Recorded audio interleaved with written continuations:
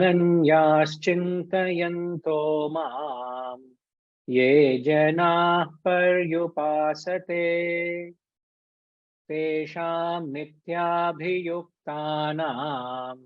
योगक्षेमं वहाम्यहम्। अनन्याश्चिन्तयन्तो माम् ये जनाः पर्युपासते तेषां नित्याभियुक्तानां योगक्षेमं वहाम्यहम्. To those men who worship me, paryupasate, upasate, paryupasate means worship. Mam, worship me, thinking of nothing else. Ananya chintayantaha, thinking of nothing else. To those ever seeking you, nityabhiyuktanam, nitya yuktaha, to those ever seeking,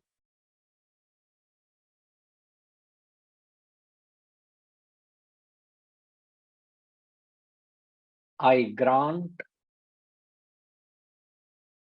aham vahami, vahamyaham, the last word of the verse vahamyaham, I grant, I convey yoga kshemam. Yoga, two words, yoga is union and kshema, the supreme bliss.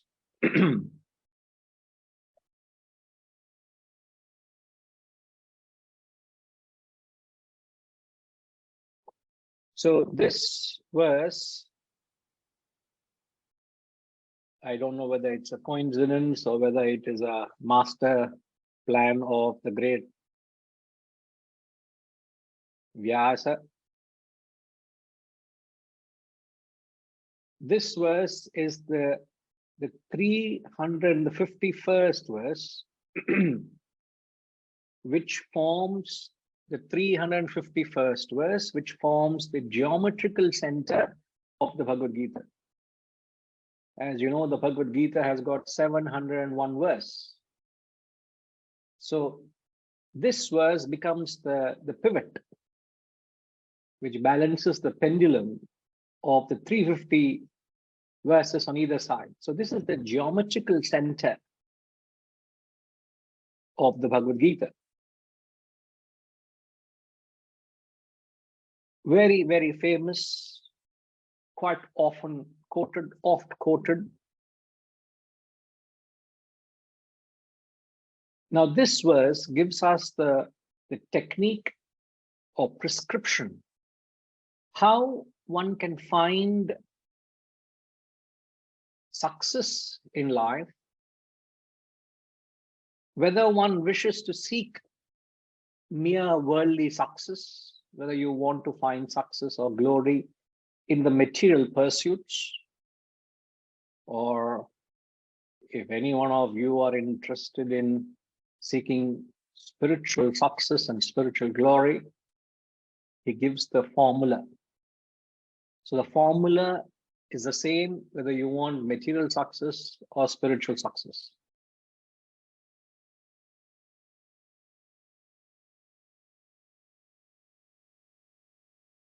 Now, any leader, anyone who has achieved success would tell you the first thing that one needs to have is a clear goal in life.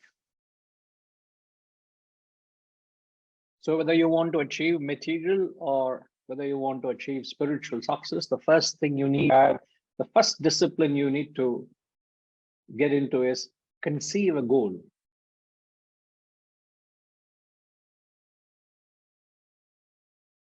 Fix a goal. Now the goal can be a relative goal, a goal can be an absolute goal.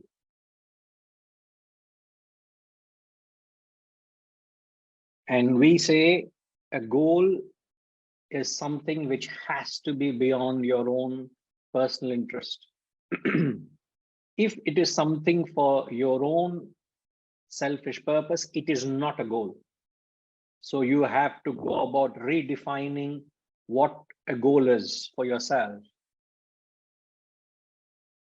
So you may conceive a goal of self-realization, an absolute goal, or self-development, self-purification, self-evolution as a relative goal.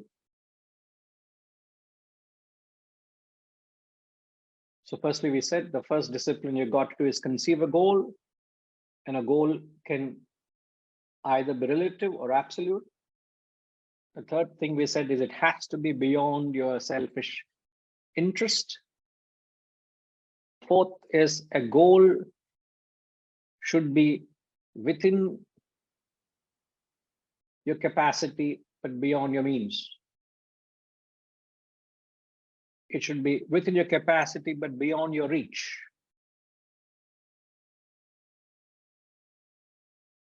Now, we're just using some words. Now, what we need to understand here is a goal is something, it must be within your capacity. At the same time, it must be beyond your reach. If it is well within your reach, then what happens if it is well within your reach? It lacks the inspiration to drive you. There is no drive.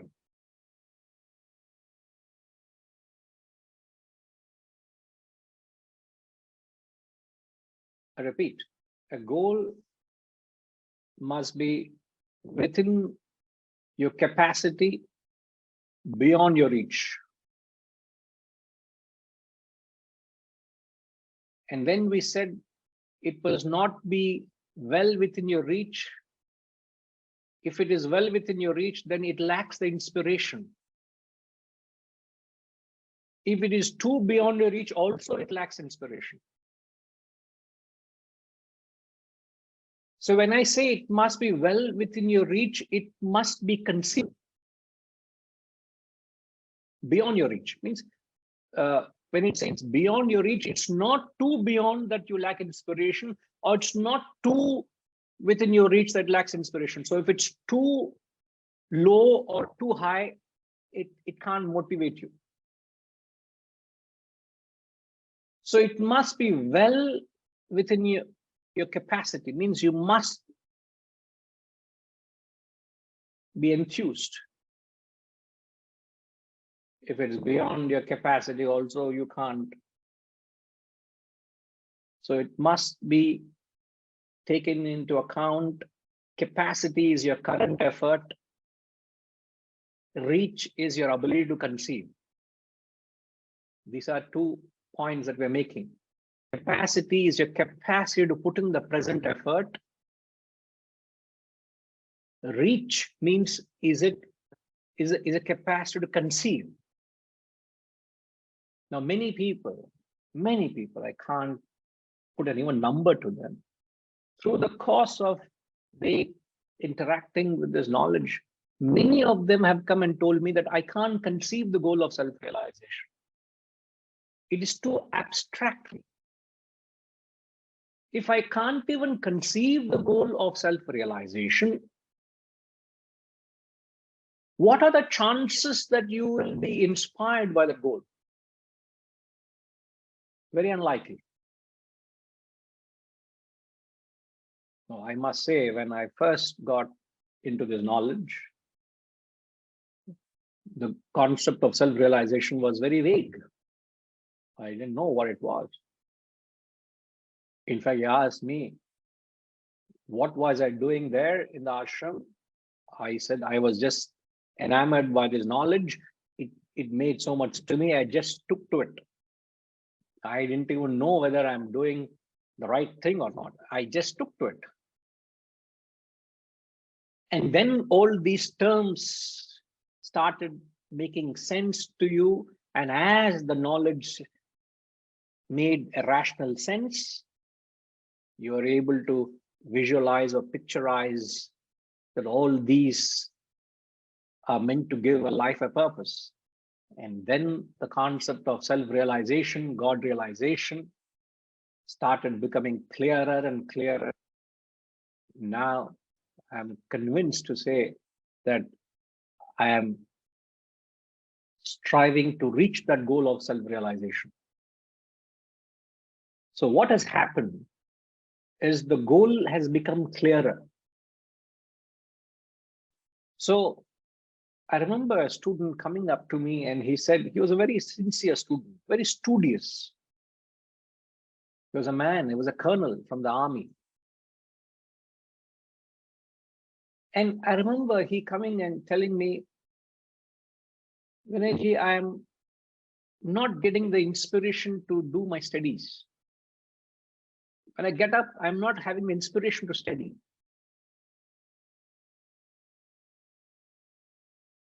He was a very studious, very serious student. And it was a very serious concern to be addressed because he was not a casual seeker. He was not a weekend seeker. He was a serious seeker. And this knowledge is not inspiring, means it is a serious concern. And this he had connected with me after having spent maybe close to 5-7 years with the knowledge. And he said, I find the knowledge not inspiring. And you know, my advice to him was, you have to lift your goal. You have reached your goal and you reached a point of stagnation.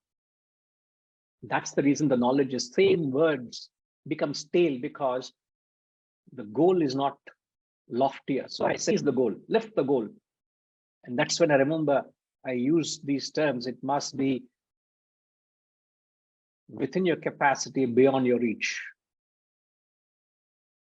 Once you reach a goal, what happens is nothing more driving you. So these terms doesn't have a greater implication.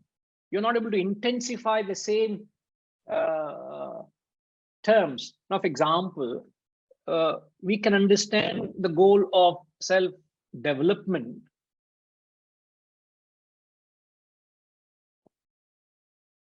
Is my voice still disturbed or is it okay? All good? Okay. Now I just saw a message from Gayatri Ma. All okay, Gayatri Ma, at your end? See, on and off, it's going in between, Guruji. Majority of the time, it's clear.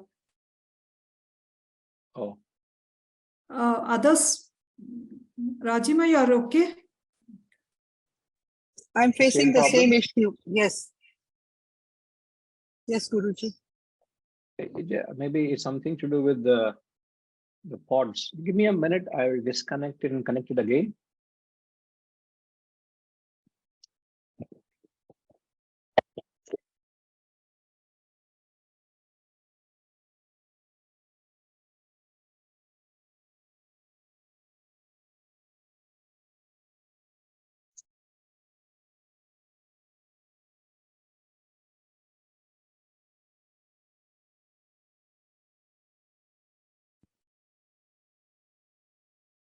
Are you all able to hear me?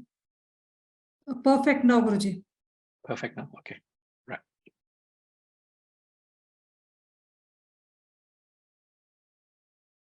This.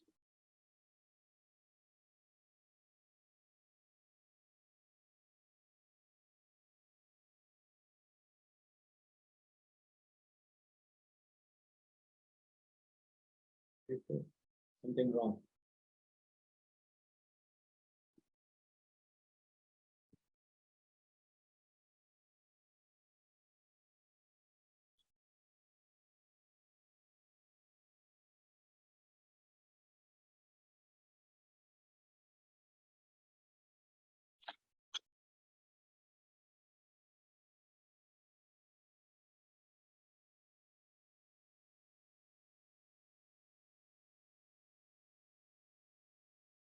How is it? Able to hear me? Okay. It's clear. Right.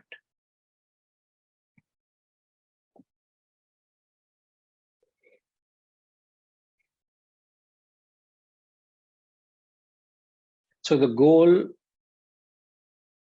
First, fix a goal, redefine your goal as something beyond your self-centered interest.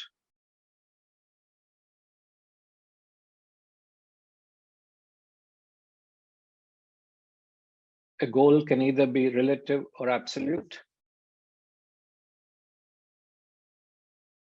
What I was saying was, when you conceive a goal, a relative goal,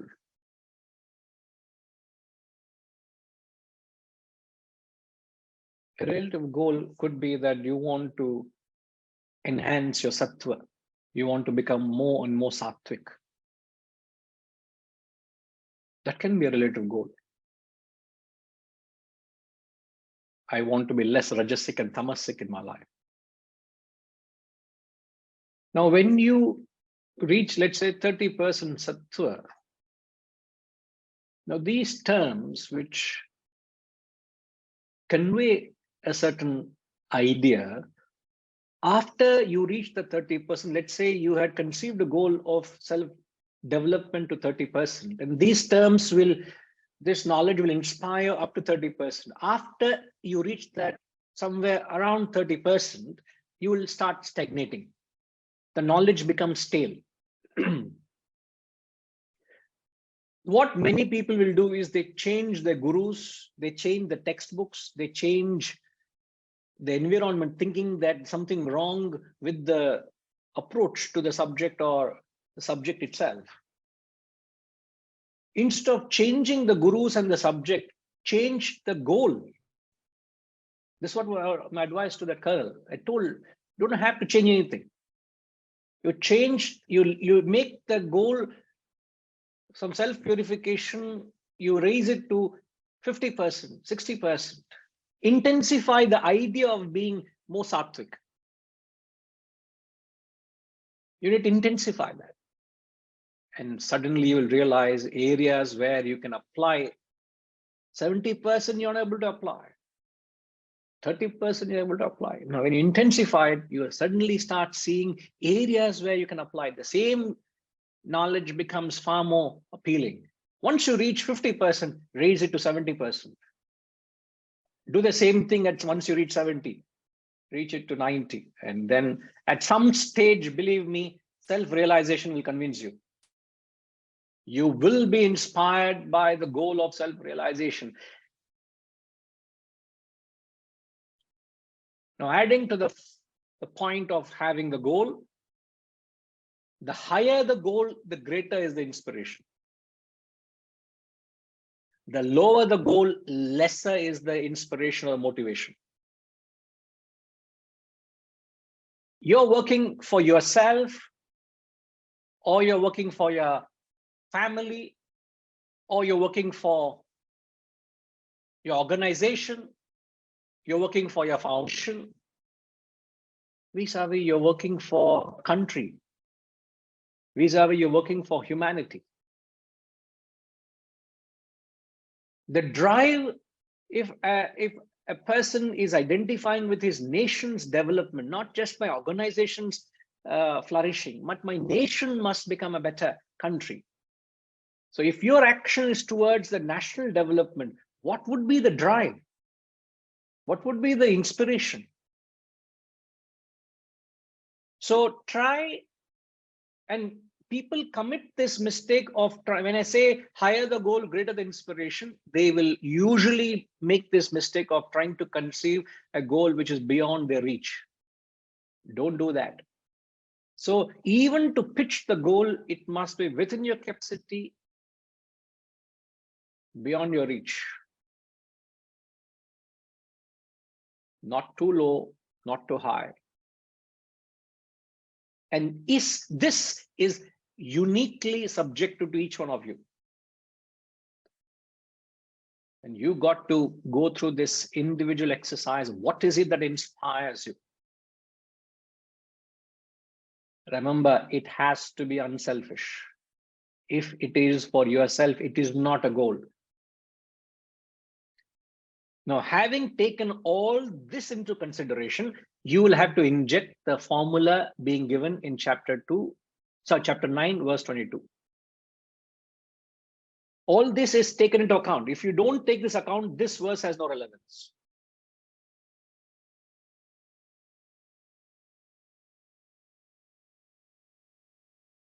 Sanjay, can I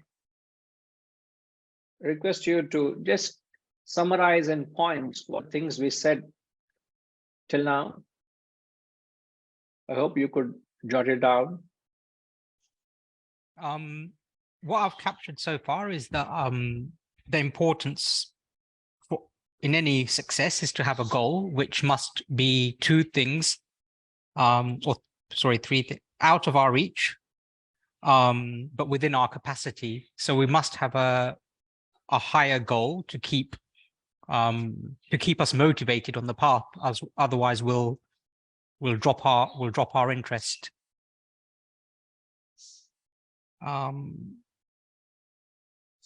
Don't if that goal feels like if we get bored on the journey, then don't change the goal, raise the goal. Don't try and change other things. Don't try and change the approach or the guru or the scriptures that we're reading. It's raise the goal. So move toward, identify areas where you can improve, raise your levels of sattva in places. Keep raising that goal, and it's only when we keep raising the goal will we then kind of get a taste for that highest. That's where I am at the moment. Right.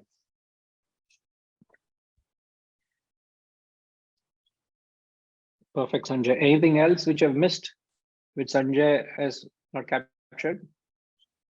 Aram?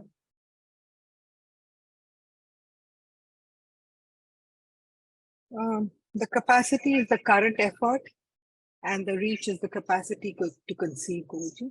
Can that be added? Yes. The capacity we are talking about is the capacity to put in the present effort. And when you say reach, is the capacity to conceive.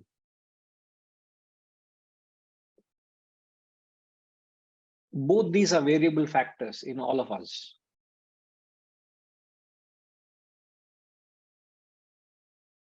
And we also qualify that it has to be unselfish.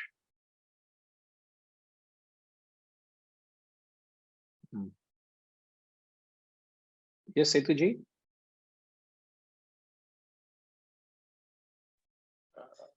Arium Guruji. When I was an entrepreneur, I have experienced this. Whenever I used to take care of marketing also, whenever I used to meet a client and always talk in his interest and always keeping his interest in mind, not to sell my product or bag an order, I give a solution. He instantly, I have seen cases very quickly they decide and award. But wherever there is a selfish motive, I want to make money, I want to somehow bag the order, I fail. So this I have experienced many times. So this is what we mean by customer in mind, offering unselfish a solution at a reasonable cost, and taking care of the interests of employees. Always beyond self, always results are very rewarding. Initially, it's very sacrificial, but it's a blessing right through thereafter, isn't it? Thank you, Setuji. So having got this fundamental, now another perhaps we need to ensure is once you fix the goal should not waver. Once having fixed, you should not waver. And wavering is an attribute of Harish.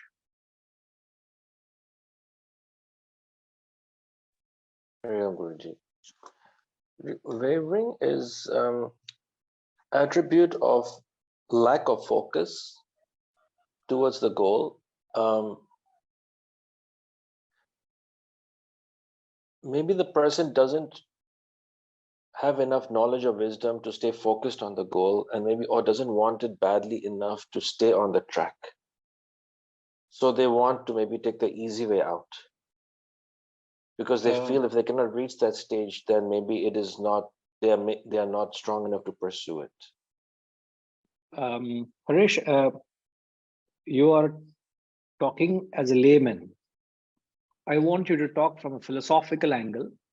Okay. And don't explain the answer.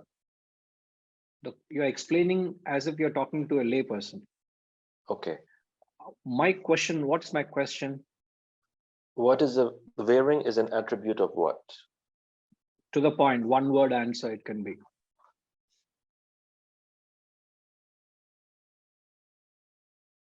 Please, everybody else, hold back your wisdom. Don't give until it is sought. Any advice given until it's sought has no value.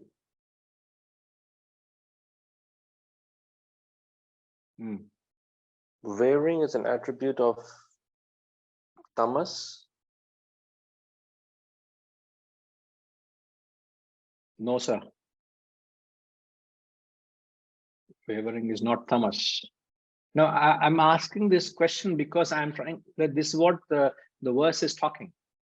The verse talks about the secret of success is to make sure your action consistent.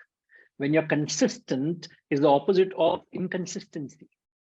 And inconsistent is where your action, you keep switching from one thing to other. You're not able to keep to a determined course of action. So what makes, this is a tendency everyone has. You have it, I have it. What's the difference is in degree. If we are able to practice this quality mentioned in this verse 100%, it's a matter of time you will get to that success, whether be it material success or spiritual success. So why you're not able to achieve success is because lack of consistency. Highlighting the message in the context, the verse is saying, Ananya Chinta, keep your actions consistent. You will get to success. It's a matter of time. But the biggest anti that goes not in our favor is we are not able to keep our actions consistent. It's not that you're not convinced of your goal, but you're not able to keep actions consistent towards the goal. So what makes your actions wavering is the mind that makes your actions wavering. When we say the mind, as Rajima rightly said, it is the intellect unable to police and keep the mind to the action. So it's a strong mind, weak intellect is responsible for not making your actions consistent. And we all fall a prey to it, don't we? Anything, even if you want to keep yourself healthy, you know you need to follow a certain discipline. You need to follow a certain regime. Given your age, your health, and your goal of trying to be healthy, you need to do certain things. But are you able to maintain that awareness of the goal of being healthy throughout? There are times you falter. There are times you fall a prey to the temptation. So the mind takes over. So the possibility is that the goal also is not strong enough. It's not clear. So you got to go back again. Is it within my capacity and beyond my reach? You got to revisit that. I would say that's a theorem. When you want to approach a goal, that theorem is within my capacity, beyond my reach. That theorem you must approach.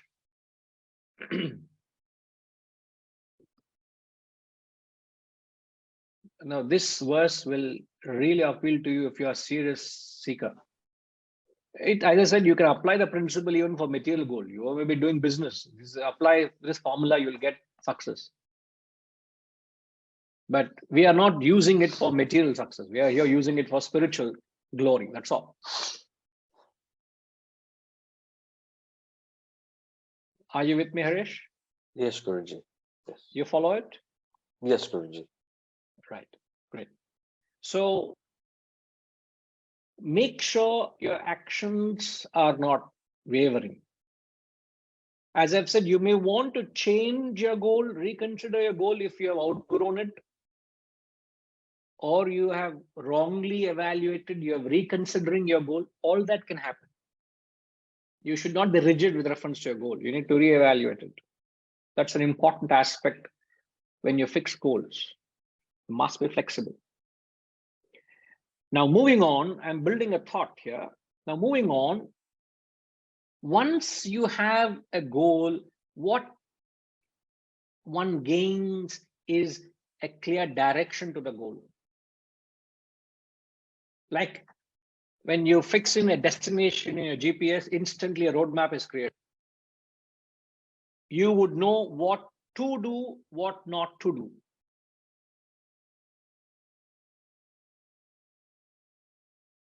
So the goal gives a clear direction.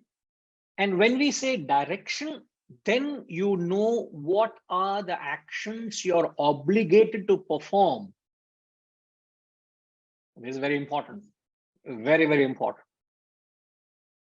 Then you know what are the obligatory actions or obligatory duties you ought to do. You can't escape from them. And that is subjective to the goal you have chosen. If I have chosen to lead a life of self-restraint, or if I want to attain spiritual perfection, I must lead a life of self-restraint. Whether New Year's Eve or Old Year's Eve, by 9 o'clock, your day ends, you switch off. It doesn't matter. So what the whole world may be celebrating around you, but you are getting ready to celebrate in the best way, the Brahma Muhurtam in the morning. How does it matter? It doesn't matter. It shouldn't matter. So you know you have to lead a life of self-discipline, self-restraint. Then you know you ought not to do certain things. So what you're obligated, what you're not obligated. You should not get into Nishiddha karma. Nishiddha means you ought not to do it.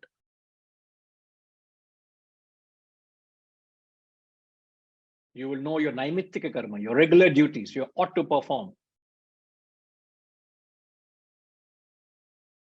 Now, having gained this much clarity with what to do, thereafter it boils down to performing those actions consistently. And that's where this verse comes in. At this point, the verse comes in, not before that. So all this is a build-up to understand the context of the verse.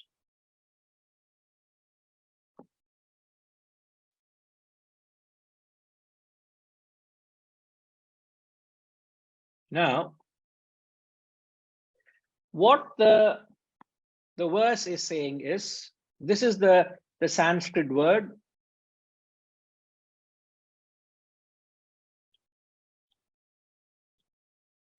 Ananya. Now, Chinta is thinking.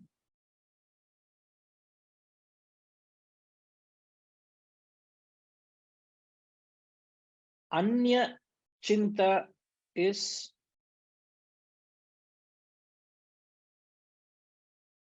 other thinking.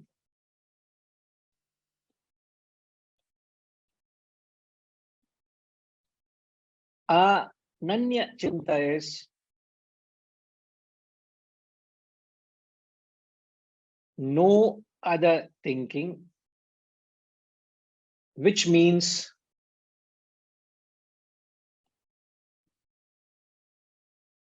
single pointed thought.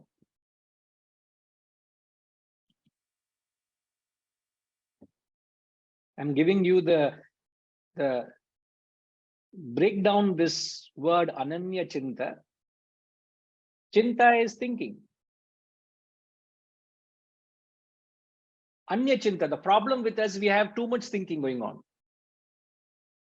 Too much thinking, which is distractive. We have anya chinta, means we keep thinking of many things. Now, if you are able to bring that ananya to the chinta, where there is no other thinking except the goal that you want to think of, then what happens is, once you're able to bring this ananya chinta to whatever you are doing, then your actions become consistent. Not till then.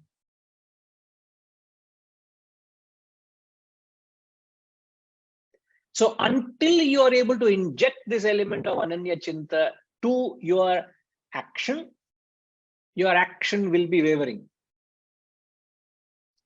Now, this capacity to make your actions consistent is directly proportional to what? And I said all of us have this issue of being inconsistent. Now, my question is, Shantima, the capacity to make your actions consistent is directly proportional to? Hari Om Guruji.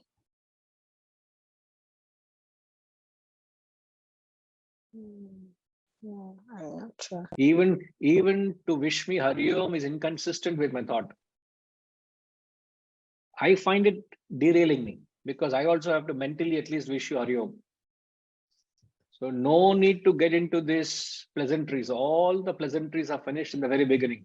I bow down to you by saying Hari Om. You bow down to me saying Hari Om. I worship the Atman in you. You worship the Atman in me. Finished. Formality is finished. We have plunged into the text. Be consistent with the thought. You see, if you magnify it, even a greeting also is not consistent. So the question is, the capacity to be consistent is directly proportional to?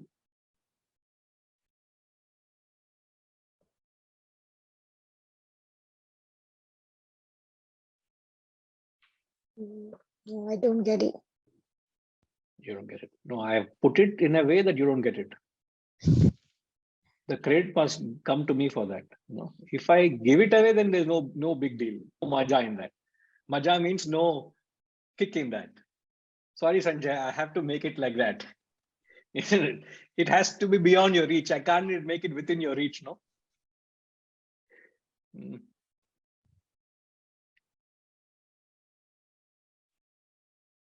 SR.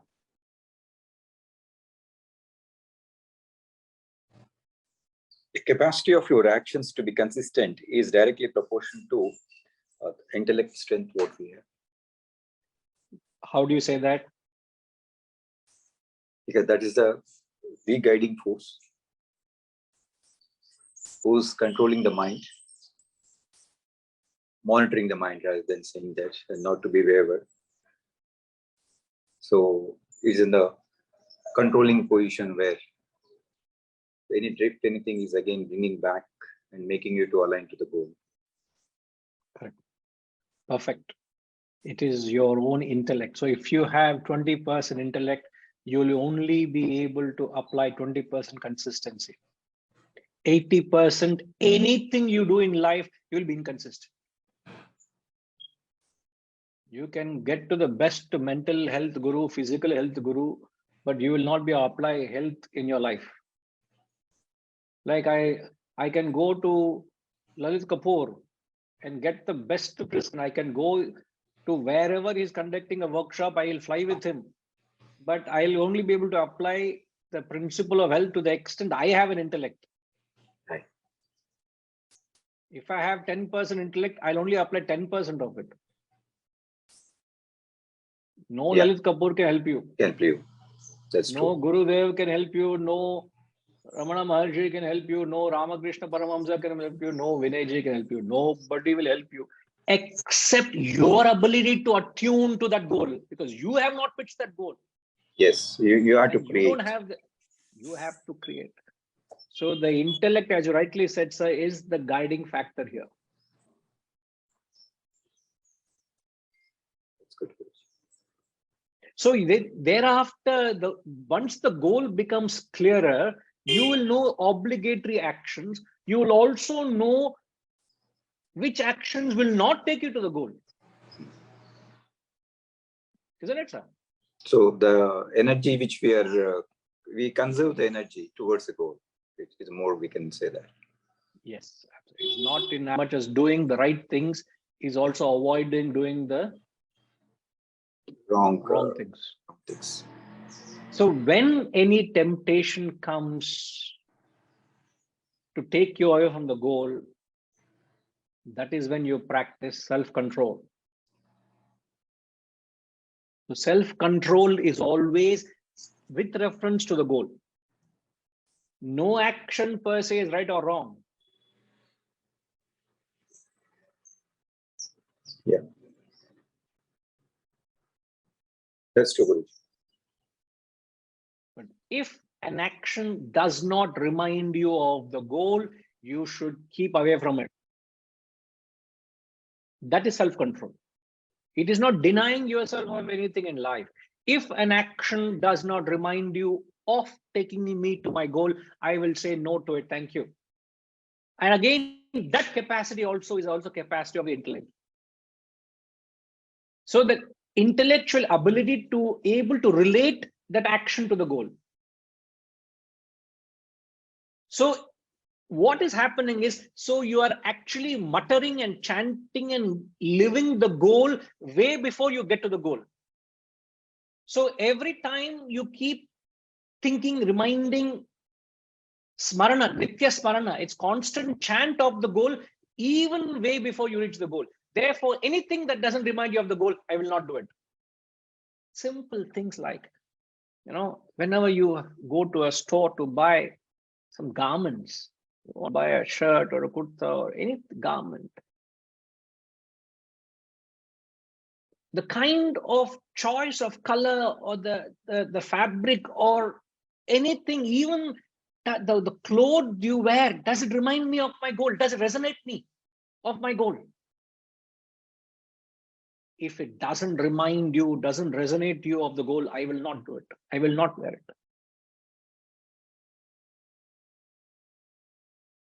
So therefore, one of the things one needs to do is keep things that associate you with the goal. An additional point you got to have is you must keep reminding yourself of the goal, not just with your actions, but vicariously. Vicariously be reminding yourself of the goal, like what is the work environment? Like everybody who has come to the institute or to the center, instantly they say they are able to associate a certain spiritual aura. There's a certain association. There's a certain pattern that they see.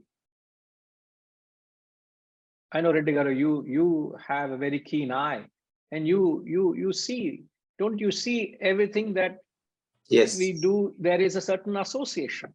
absolutely. Everything in place and the right place, and it gives in a totally different dimensions the moment you enter into the premises. There's nothing that is not associating you of the goal. You will not believe the amount of attention to detail that has gone in. And there's no offense to the goodwill and the love people are showing. And there's a small showcase in the dining area, and slowly that showcase is being filled up The Kondapalli, with thoughtful things from their perspective. But does it align? It's important. The I'm simplest not thing, saying anything here. I think Huh? the simplest thing is that the Kondapalli doll which has been kept in that showcase Hmm. also resembles to the one of how we are getting danced to the circumstances and not being stable. I think one of the classes you referred, I think the same thing was there, is existing in that doll there in that Hmm. showcase. Hmm. Yeah. Right, sir. Thank you. Thank you. So the point we are trying to make is there shouldn't be anything that will not remind you of the goal.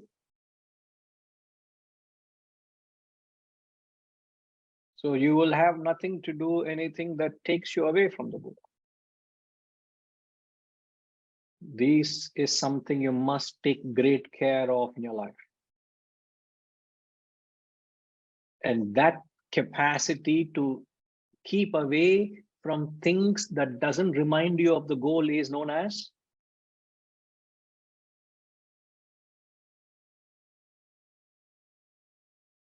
the capacity to, or the quality, I would say, the quality, not the capacity. It's a quality and the capacity, but I'm asking here the quality to keep away from anything that does not remind you of the goal is known as, what quality is it? Hold back your answers in the chat box. The quality to keep away from things that doesn't remind you of the goal is known as,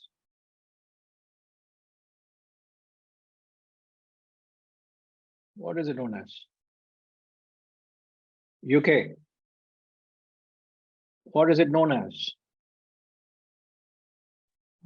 Detachment, Guruji.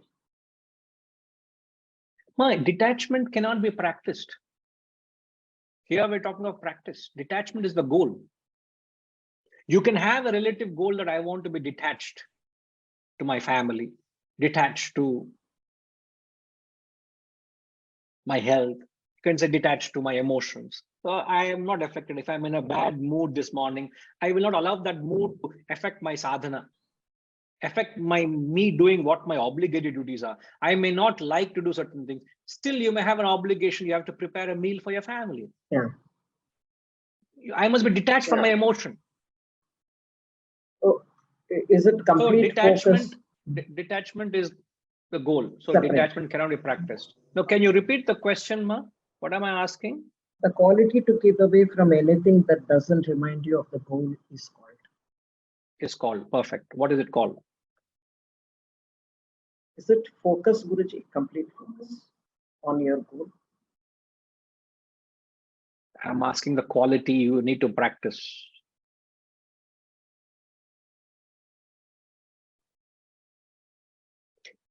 It is as essential as everything else we've said so far. If you don't, then what would happen? You would get into things which will not remind you of the goal. It's anti-canceling actives. Have a strong intellect. Develop a strong intellect. You have done well in repeating the question. You won half the battle, Ma. Because many a time people answer without getting the question right. Is it the Ananya Chinta, practice of Ananya Chinta?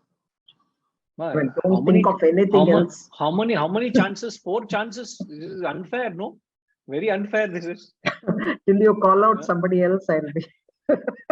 Okay, please mute her before she keeps going for the 5th try. No, it's not Ananya Chinta, Ma. What is that quality? What is that quality?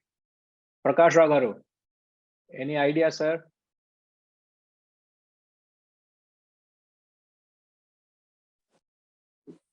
Buddhi, sir. Buddhi. In fact, this quality can be practiced with the buddhi.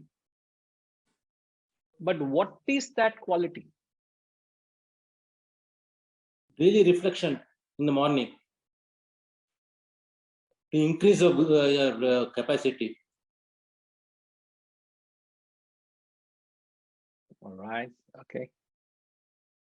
It's essential, but It is not in the context, sir. In the context, what the capacity to keep away from things which doesn't remind me of the goal. What is that capacity?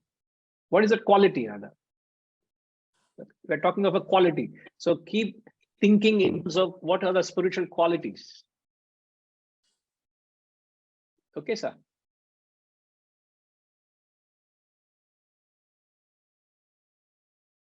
Thank you, Prakash Raghav. Where is Annapurnama? I thought suddenly she was there. She disappeared.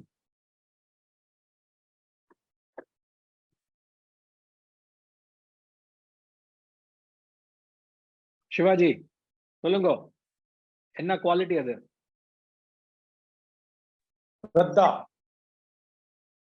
Dismissed. Shraddhavan labite ஞானம் ஞாபகம் வந்தது. ஆமா. Correct சொன்னீங்க, out of context. No. You're right, sir, but this is not what I'm looking at. Being fair to you, in fact, the verse is talking about Shraddha or consistency of purpose. That's what the verse is talking about. But to keep away from things which doesn't remind me of the goal, because you can do many things in life, but every action you do doesn't take you to a goal, no? Right, sir. Annapurnama?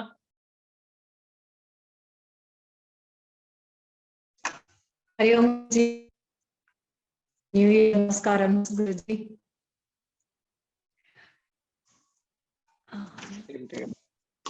Is it unflinching faith, Guruji, in our goal and in our ability? What not to do. It's not what to do.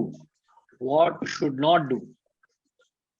Like, would you have gone for a New Year celebration to a discotheque because there's a fantastic offer? Buy one ticket, the whole family can come. So you've taken your friends and family because one ticket you bought and all of you are dancing and enjoying. Do that? No. In fact, yesterday night, I was just teasing my dad. I told, Dad, there's a fantastic offer. Buy one ticket, father-son offer. In a discotheque, there's an offer. Father-son can go and eat and dance in the discotheque till how long you want, you can do. Shall we both go?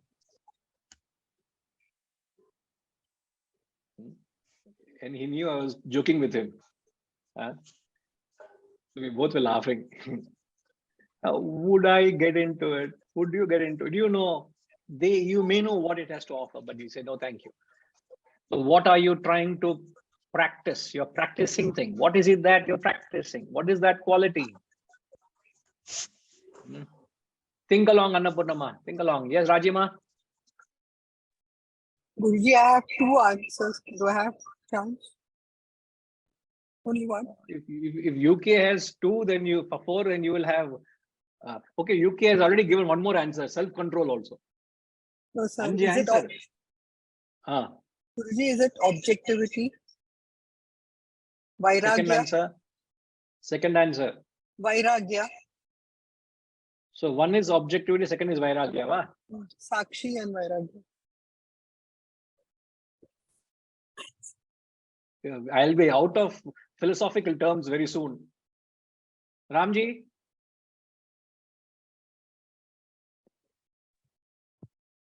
I think all are exhausted, sir. Oh, already But, exhausted. I will take one more steadfastness. Steadfastness. But you See, said what is steadfastness- not to be done. Yeah. See, steadfastness is more about doing the right action. Correct. We are talking about avoiding wrong actions. So the action is on the other side. And what is that quality if you are mindful? Sanjay. Go ahead, sir. Meanwhile, Sanjay will get ready to share. No, I think the ability of discriminate and but again, it doesn't address the thing to be avoided that you are calling about. Sorry, sir, I don't have. No issues, sir. It's not a question of right or wrong. It's a question of thinking. That's all we are doing. Sanjay. So actually, just to be, my first answer was Shraddha as well. but that was chalked off. So thinking about it more, is it tapas?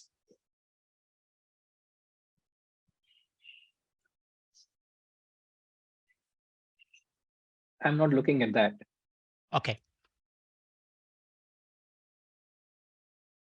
Okay. But you are not far, I would say. The tapas is one aspect, is where you conserve your energy from those which dissipate, and then you redirect it to the right channels. That's right. Okay. All right, Sanjay. Right. Gayatrima, 1 minute. Hold on. Annapurnama wants to say something.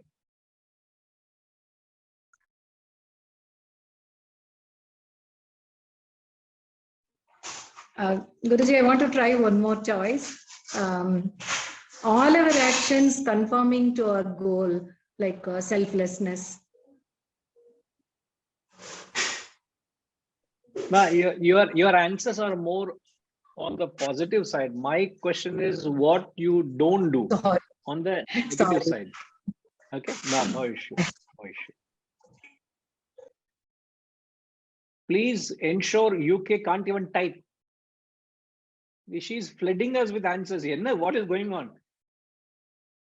Ramji, please take away the system from Ushama. 7 attempts. Still going strong. I admire your consistency, ma. This is what we require. Consistency of purpose is what that's admiring in you. She's not giving up at all. Setuji. Only hope, sir.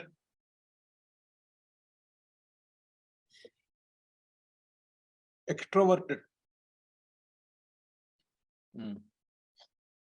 Okay, extroverted. All right. Okay. I'm not looking at that. Gayatri ma. Solunga ma. When you said extroverted, I wanted to say that being introvert can keep us away from there. So now it becomes. See, the word which you are is important to ensure is satsang. When you practice satsang, sat is good, sang is company. You are constantly trying to choose the right company so that you are away from the bad company, so that it helps you in evolution, isn't it? So the intellect is constantly, as I've said, one of the important points which I was expanding is to vicariously choose everything that reminds you of the goal. So every activity that you do must resonate with the goal. And that is satsang.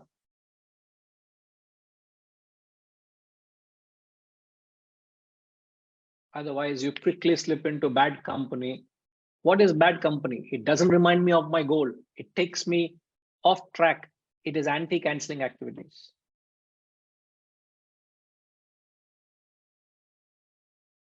So it is more what you do, and what ensures what you don't do is practicing satsang. So satsang helps you to constantly remind you of the goal by keeping away from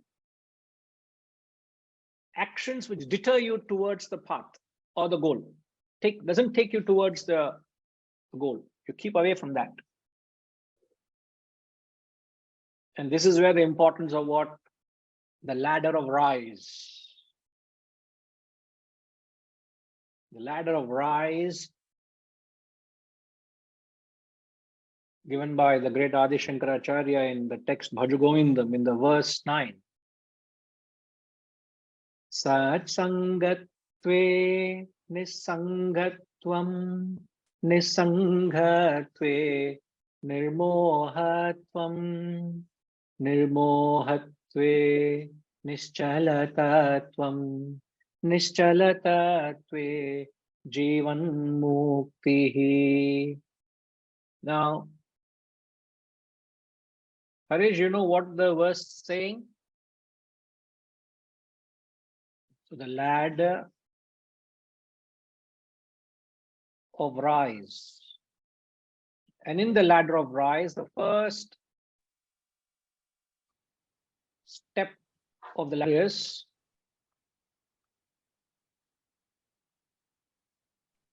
satsang. When you practice satsang, you develop nisangatvam, which is non-attachment.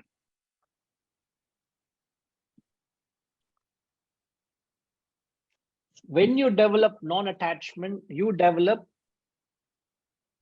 satsangate nisangatvam. Nisangatve nirmohatvam. Nirmohatvam is you develop freedom from delusion. Now, when you develop freedom from delusion, what happens? Harish, you're following? Yes, Guruji. When you are free from delusion, what happens? You are Nischalatatvam. You develop this quality of steadfastness. And once you have this quality of steadfastness, he says, you get Jivan Mukti, you get liberation. So if you want to attain liberation in life, go backwards now. You want to attain liberation in life, you need to make your action steadfast. And what leads you to steadfastness is satsang. And this is the connection we're drawing. The opposite of that is when you don't maintain satsang, automatically your actions inconsistent towards the goal. You're not doing all the time, you're not doing the actions which constantly remind you of the goal.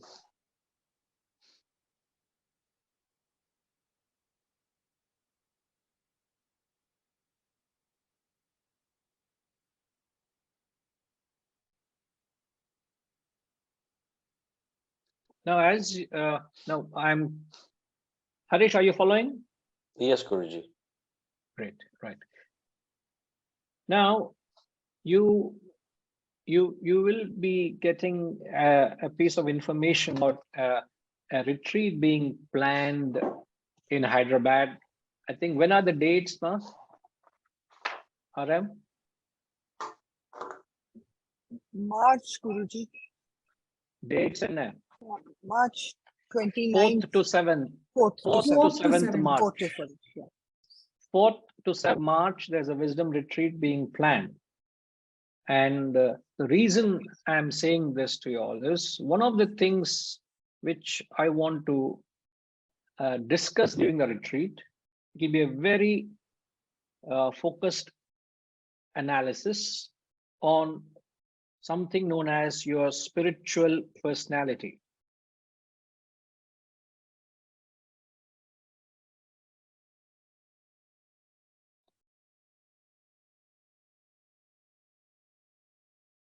And in the 18th chapter, your spiritual personality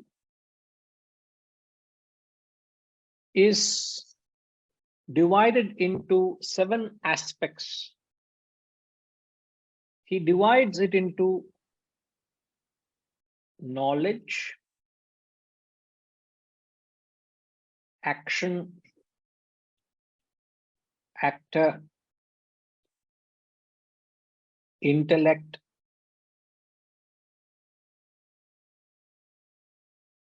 steadfastness,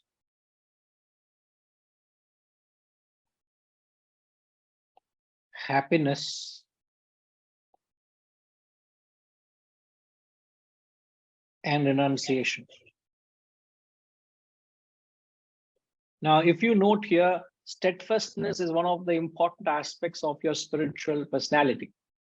And all of this is categorized under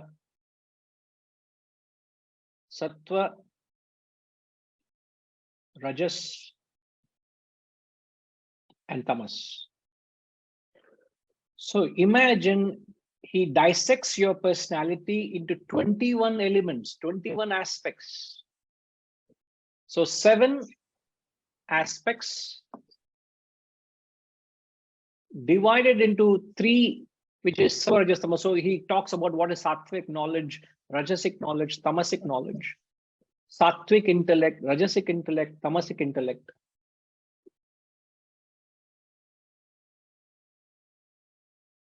So this would be the subject matter which I would love to take you all through.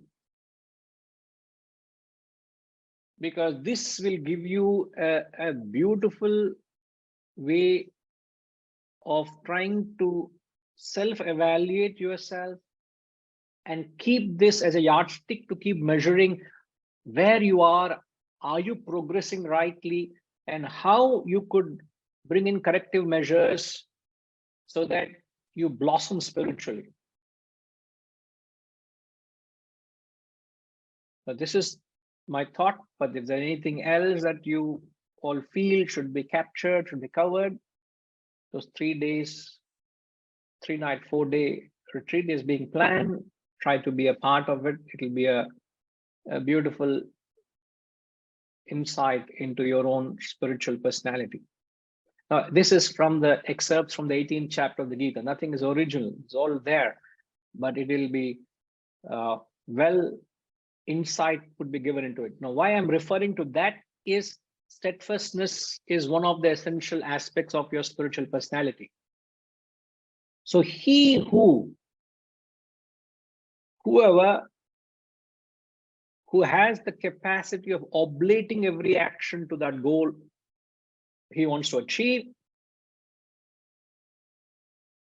to those who seek union, nityabhi yuktanam yugakshemam vahamyaham vahami aham. I grant, I give them yoga and kshema.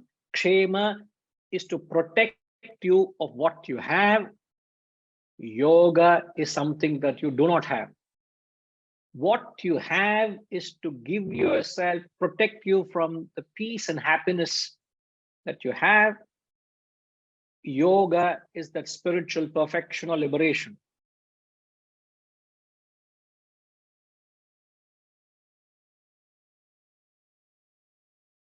He says, I will grant you yoga and kshema. Now, if you are a rational person, I believe we are all rational people, you will agree to everything that was said so far, but you will not agree to this point. I were you, I will not agree to this point.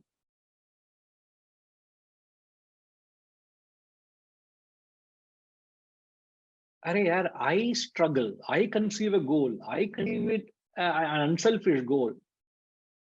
I use my intellect, I practice satsang, I put in consistent effort. End of it, he says, I will give you yoga kshema. Who are you to give me yoga kshema, man? Huh? What? Is it a joke or what? I put in all the effort, end of the time you say, Tatastu, I'll give you. Who is Lord Krishna? Who is Bhagavan to give me? I have put in all the effort. It's not being egoistic. Don't misread it. What you must understand, this mantra caters to a devotional class of people. So a person from a devotional perspective is, oh, Lord, going to give me yoga kshema. An intellectual person, a Vedantin, will understand that his life is governed by the principle of law of causation, law of cause and effect. If I perform these kind of actions, if I perform action ananyachin, I would be blessed with success, be materially, be spiritually. So this is how a Vedantin would think vis-a-vis a devotional person would think. So the text is trying to accommodate even the devotional class of people. That's the only reason. But when you sow the seed, it's like I have planted a coconut seed, I have nurtured it, I have nourished it, I have given it the manure, I've given everything, and for a decade I've taken care of the plant.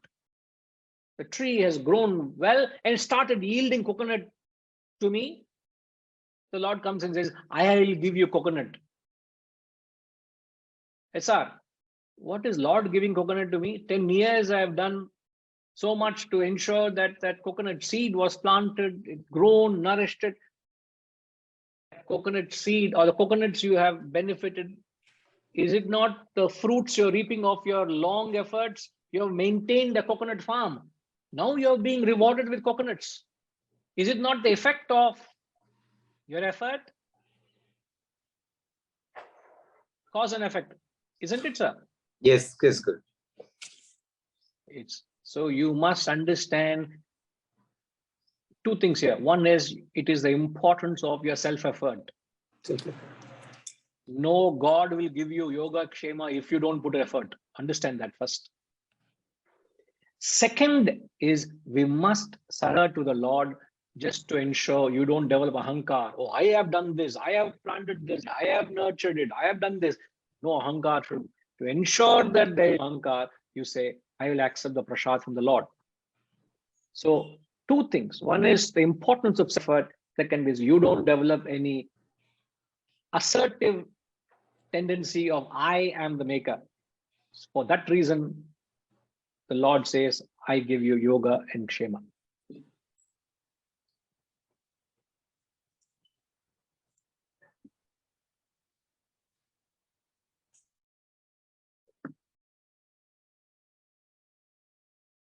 Setuji is asking, he said, can we replace the word Lord Krishna with the self?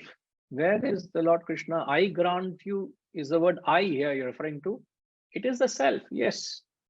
But self doesn't give anything to you. It is not favorable or unfavorable. No. It's like petrol. Is petrol responsible for an accident? Is petrol responsible for reaching you to your destination safely? No, it enlivens it.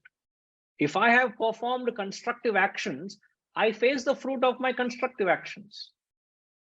If I have performed destructive actions, I face the consequences of my self-destructive actions. Atman is responsible for both.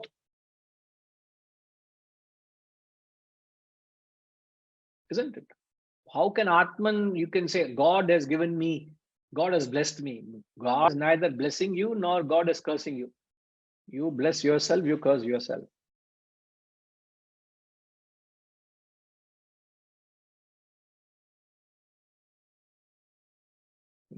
In the elsewhere in the Gita, it says, Atmaiva Atmano Bandhuhu Atmaiva Ripuratmanaha. You are, your Atman is your own friend, you yourself are your enemy. So don't blame me or don't thank me. You yourself are making yourself, you yourself are marring yourself. Understand that. An outstanding mantra. This can be taught to any corporate institution. Ramji, this can be a corporate tool, how it can bring in that sense of clarity to what they're doing. It's Yes, like a sir. tunnel vision. They have a tunnel vision to what they want to get. But unless these elements can be translated, easily translated to, in fact, when we take workshops on success, one of the elements of success is consistency. Yeah. The 3 C's to success is concentration, consistency, and cooperative endeavor. 3C. One of the C is this mantra. We fall back on this mantra. So this can be a very powerful offering. Yes, sir. You will find the relevance of this tool. Yes. We used to use, I mean, I didn't know all this that time, but while actually running organizations, when I had to talk to teams and I had to make them focus on goals and then the consistent efforts required to reach the goals, all that say principles were used. Of course, they were all for a different purpose, not for any selfless purpose or anything. But we always said that whatever you do, because I was in agriculture, I always said that whatever you do, don't think that you're doing it for your own self or for the company. You are doing it to help the farmer to get better yields. So keep that as your higher objective always. So that actually helped in keeping people focused on their goals to some extent. I think it helped. Absolutely. Great, sir. Thank you.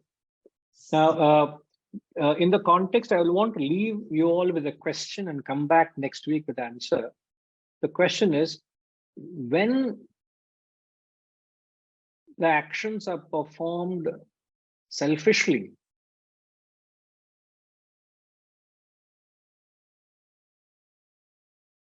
actions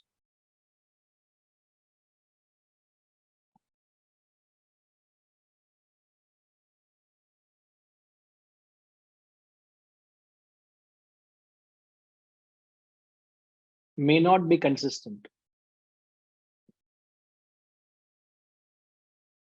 Explain.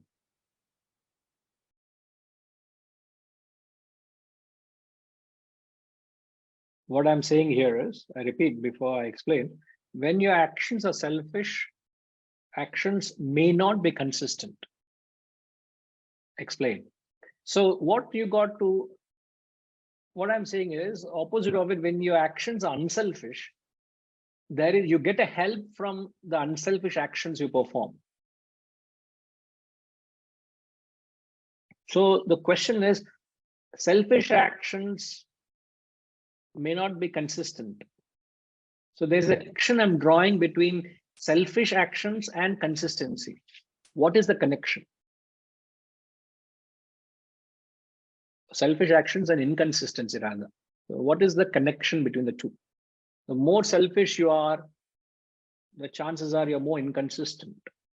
The more unselfish you are, the chances are it will become easier to be more consistent. So what is the connection?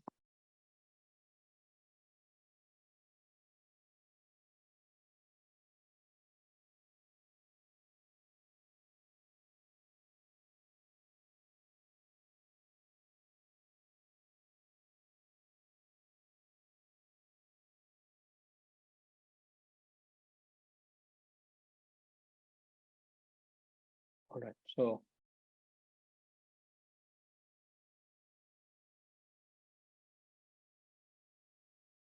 praying that through divine providence, may the new year usher you towards your chosen goal through your consistent efforts.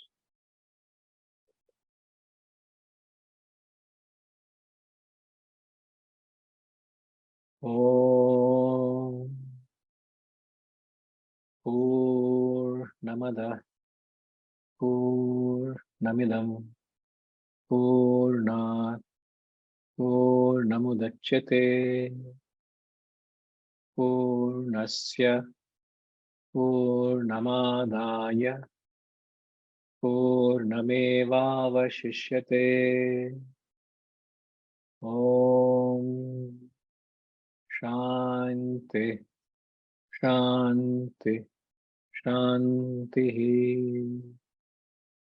Hari Om. Shri Gurubhyo Namaha. Hari Om.